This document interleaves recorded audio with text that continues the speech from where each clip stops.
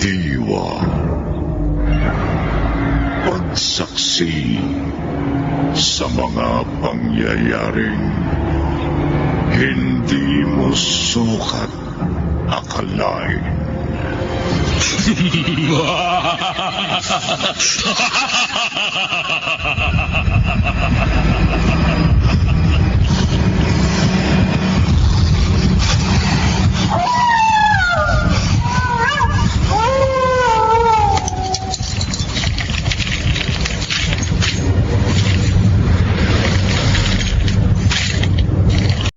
Unang-una,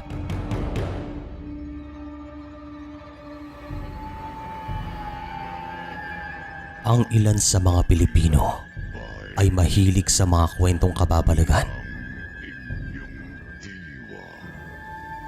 At mayroon akong ikukwento. Hindi mo sukat akalain.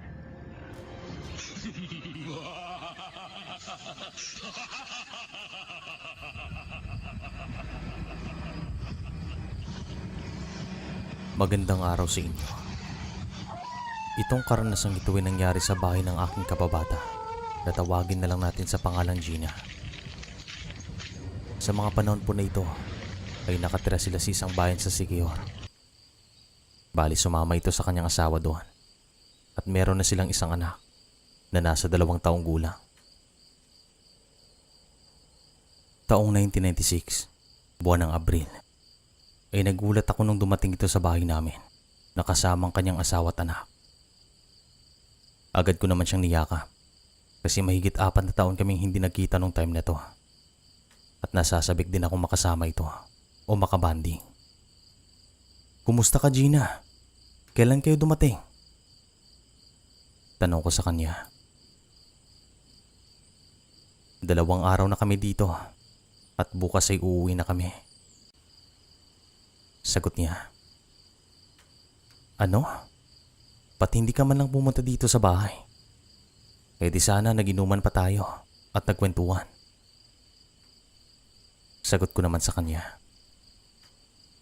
"Eh pwede naman ngayon, hindi ba?" Sagot niya. "Kaya naman bumili ako ng alak." Sa mga panahon po na ito ay wala pa akong asawa at anak. Dalaga pa ako. Pero magkasing edad lamang kami ni Gina. Makalipas naman ng ilang minutong usapan, ay nagtanong ito kung gusto ko bang magbakasyon doon sa kanilang lugar. Malapit lang daw ito sa dalampasigan at pwede akong maligo doon kahit anong oras. Pero sabi ko sa kanya, wala akong pamasahe nang dahil hindi pa ako nakakabalik sa trabaho. Nagkaroon po kasi ako ng sakit sa paa, pero magaling na rin po nung time na to. "Ano ka ba? Kami nang bahala sa pamasahe. At kung gusto mo, doon ka na sa akin magtrabaho. Meron kami mga negosyo doon." Sabi ni Gina. "Naku, negosyante na pala itong kaibigan ko. Anong mga negosyo nyo?" Tanong ko sa kanya at nalaman ko na meron pala silang mga bangka na pumapalaot at ang mga nahuhuling isda ay kanilang binebenta. Maliban dito ay meron ding gulayan ng kanyang asawa at meron din silang pwesto sa isang palengke doon. Tamang-tama. Naghahanap ako ng tauhan sa pwesto namin sa palengke. Ipapaubaya ko sa iyong kubo namin na nasa loob lang din ng lupain. Yan kung gusto mong sumama sa amin. Meron ka pang sahod na matatanggap mula sa akin. Libre na rin ang mga pagkain. Hindi tayo nauubusan yan." Sabi naman ng asawa ni Gina na tawagin nating Romel. Mabait po itong si Romel at ang pagnenegosyo ang kanyang namulatan nang dahil ang kanyang mga magulang ay mga negosyante rin ayon kay Gina. Pag-iisipan ko at tatanungin ko muna si nanay kung papayagan niya ako. Sabi ko sa mag-asawa. At makalipas sa mahigit 1 oras ay dumating nga ang aking ina. Sinabi namin sa kanyang tungkol dito at sabi niya hindi daw siya kokontra. Basta ang importante, nasa mabuting kalagayan ako. At isa pa, meron siyang tiwala kay Gina nang dahil nga kababata ko ito at magkaibigan din ang aming mga magulang. Kaya pumayag po ito. O ano? Gusto mo bang tulungan kita sa pagligpit ng iyong mga gamit? Tara na. Biglang sabi ni Gina. Agad naman akong tumayo at niligpit namin ang aking mga gamit. Lahat ng mga kailangan ko ay aming niligay sa mga bayo. At makalipas sa mahigit 1 oras, ay bumalik na kami sa inuman. Maganda naman ang aming mga pinag-usapan habang si Romel at ang kanilang anak ay nagkukulitan. Bandang 4:00 ng hapon ay nagpaalam si Gina at umuwi sa kanilang bahay na nasa pinakasulok ng aming baryo. Medyo malayo po ito sa amin at sabi ng mga ito, dadaanan nila ako bukas. Hinatid ko pang mga ito at nang makauwi ako sa bahay ay kinausap ulit ako ng aking ina kung sigurado ba ako sa aking desisyon. At sabi ko oo, nang sa ganon ay makapagpadala din ako ng pera sa kanya at makatulong sa mga gastusin sa aming bahay. Lalo pat yung bunso namin nung time na to ay nasa kolehiyo na. Maliban dito, yung tatay namin ay nagkakasakit. Gusto ko ring tumulong. Kinaumagahan, bandang 7:00, ay duman nga sa bahay itong si Gina at Romel kasamang kanilang anak. Dali-dali ko namang kinuha ang aking mga gamit at saka tumungo sa sakayan. At siya nga po pala Sir Chris, taga Dumaguete po kami ni Gina. Fast forward po tayo. Nang marating namin ang kanilang bayan, ay dumaan muna kami sa palengke at pinakita nila sa akin ang kanilang pwesto. Pagkatapos nito ay umuwi na kami sa kanilang bahay. At pagkarating namin doon, ay agad naming nilinis ang malit na kubo na aking tutulugan. Nasa likod po ito ng kanilang bahay at mula doon ay natatanaw ko rin ang dalampasigan. Talagang maganda doon Sir Chris at nagustuhan ko ang kanilang lugar. Matapos naming linisin ang kubo, ay tinuruan ako ng mag-asawa ng mga dapat kong gawin at tinandaan ko naman ang mga ito. Kinabukasan, bandang 6:00 ng umaga, ay dumating ang kanilang mga bangka at sa bawat bangka ay meron silang 2 tauhan. Meron silang mga dalang isda na kanilang ibebenta sa palengke at ako yung nakatoka na magbabantay doon sa kanilang pwesto. Agad namang nagpakilala sa akin ang isa sa kanilang tauhan na tawagin nating Juan. Itong si Juan ay kasing edad lamang namin. Pati punong katawan, pero hindi kagwapuhan. Sakto lang. Ako nga pala si Juan. Anong pangalan mo? Tanong niya at nagtawanan ng kanyang mga kasamahan at ang ilan sa mga ito ay nagtitilian. Ako naman ay hindi man lang nakaramdam ng kilig kasi hindi siyang tipo kong lalaki. Nagpakilala din naman ako sa kanya kasi dapat makisama ako sa mga taga doon. Lalo pat dayo lamang ako. Pero alam ko kung saan ako lulugar.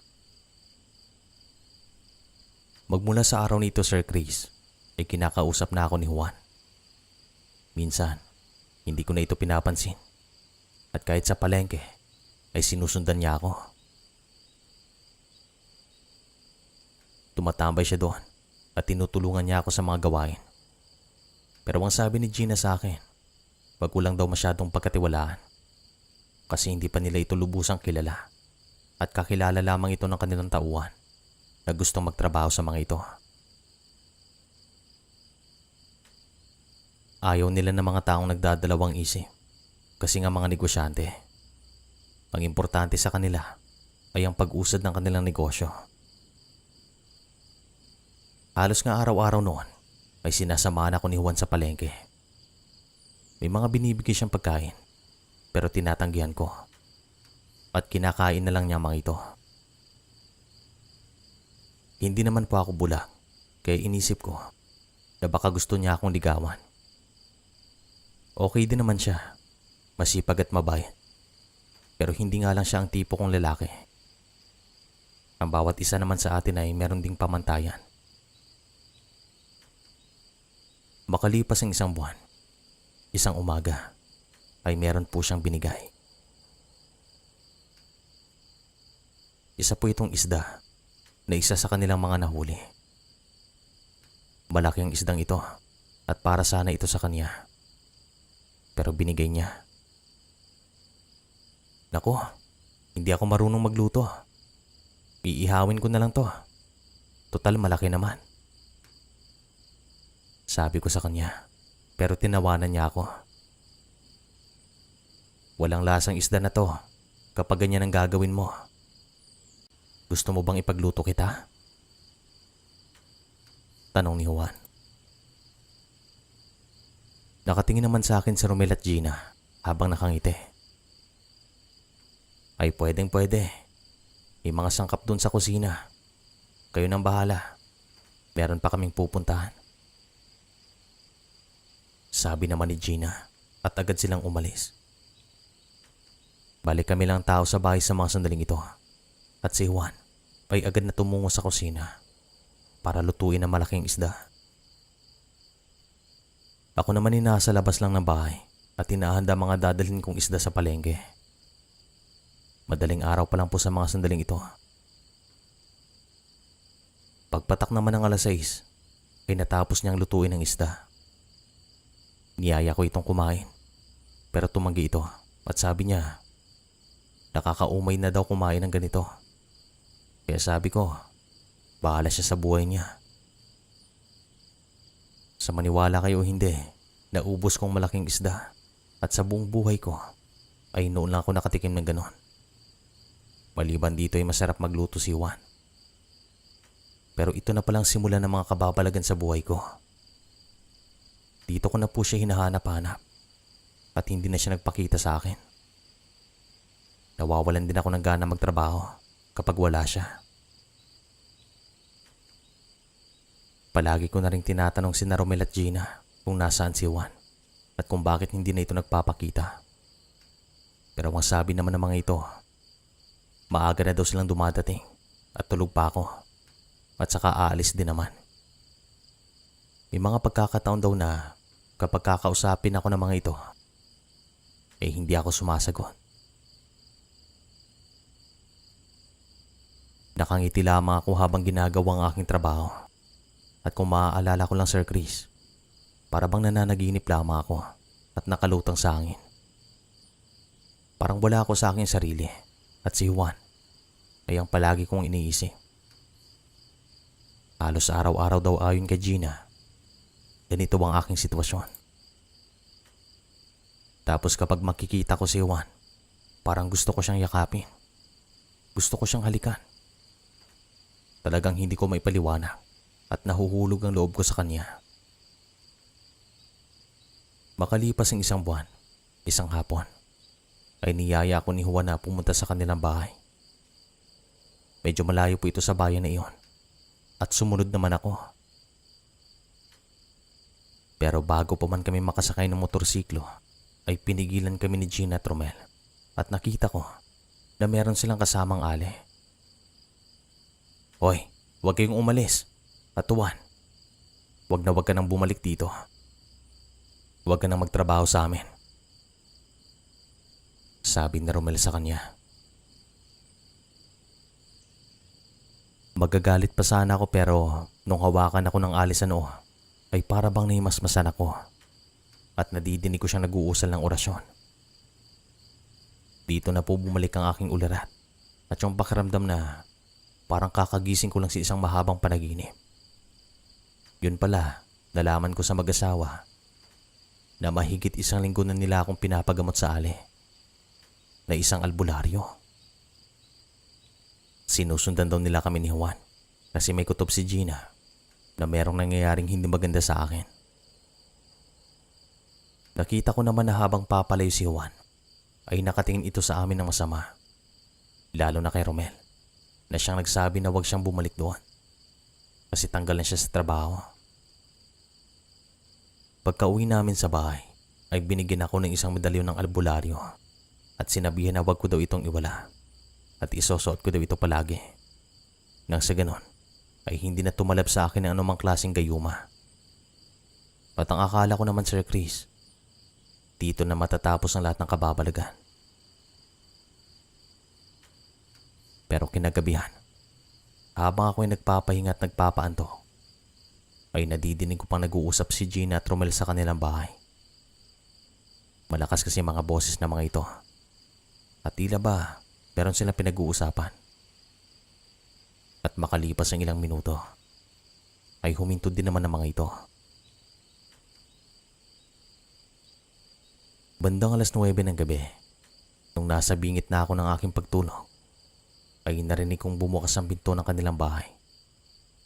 At makalipas ang ilang segundo, ay narinig kong langit-ngit ang pinto ng kanilang banyo. Kaya ang ibig sabihin ay merong gumamit ng banyo. At si Romel po ang nandoon kasi narinig ko siyang umubo. Makalipas naman ng mahigit 5 minuto, ay narinig ko ulit ang langit-ngit ng pinto ng banyo at inisip ko na lumabas na ito. Pero walang ano-ano, ay narinig ko siyang sumigaw ng malakas at tila ba nakikipagbuno ito. Kasi kung pagbabase ng mga tunog, ay parang meron itong kalaban. Agad akong bumangon at binuksan ang bintana kasi mula doon ay makikita ang banyo. At dito ko na po nasilayan si Romel na nakikipagbuno si isang pusang malaki na kulay itim. Kaya sumigaw na ako. Gina! Gina! Si Romel! Pasigaw na sabi ko at narinig naman niya ako. Pero bago pa man makalabas si Gina, ay nakita kong umalis ang pusang itim. Agad namang tumayo si Romel at inayos ang kanyang sarili. Lumabas ako ng kubo at kinamusta ko ito at nakita ko siyang nanginginig sa galit. At sabi niya, sigurado itong hindi yun normal na pusa kasi malakas daw at galit na galit. Tapos amoy lana daw iyon at madulas sa mga balahibo. Lintik na hayop na yon. Galit na sabi ni Romel at hahabulin pa sana niya ito pero pinigilan siya ni Gina. Hindi niya kasi matanggap na inatake siya pero hindi man lang siya na makahiganti. Meron po siya mga kalmot sa kanyang braso at sabi niya, walang ganun kalaki na pusa. Kinabukasan naman ay hinintay namin ang kanilang tauhan na kaibigan daw ni Juan. Pero sabi niya, hindi rin niya alam kung saan ito nakatira sapagkat nakilala lamang niya ito sa isang palaisdaan at naging magkaibigan ng mga ito. Pero sa pagkakaalam daw niya, nakatira ito sa kabilang bayan. Pero hindi lang niya alam kung anong baryo. Sabi naman ni Romel, yung amoy doon ng pusa bukod sa lana ay minsan na niyang naamoy kay Juan. Kaya pinaghinalaan niya ito. Pero magmula talaga noon ay hindi na namin nakita si Juan. Kahit anino niya ay hindi na namin nakita. Kahit sa laot, ayon sa mga tauhan nila Gina. At hindi na rin po naulit ang karanasang ito. Ayon naman kay Romel, mas mabuti na meron silang mga pangontra. Nang sa ganon, ay hindi na sila makaranas ng kababalagan. Dito ko na po tatapusin ang kwento. At nagtagal pala ako doon kina Gina ng 6 na taon. At saka bumalik ako dito sa Dumaguete. Hanggang dito na lang po ang kwento. Maraming salamat sa inyo.